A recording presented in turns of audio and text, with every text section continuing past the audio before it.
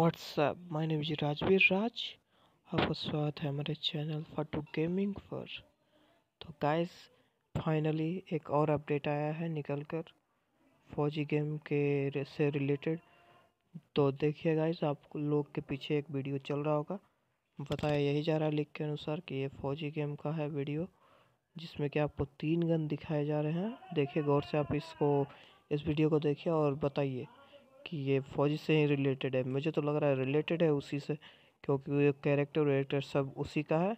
इसमें 3 गन होने वाला है और यही बताया जा रहा है कि अपडेट बहुत जल्द ही आएगा, बहुत जल्द से जल्द। मेरे ख्याल से इधर आ जाएगा, इधर फरवरी के लास्ट, मतलब कहे जाए तो 25 या 26 को आने वाला है अपडेट।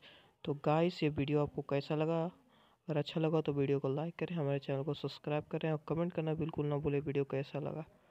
तो गाइस दीजिए हमें इजाज़त, मैं चलता हूँ, अगले वीडियो में फिर मिलूँगा। अगर फौजी से रिलेटेड आपको कुछ भी अपडेट चाहिए तो हमारे चैनल को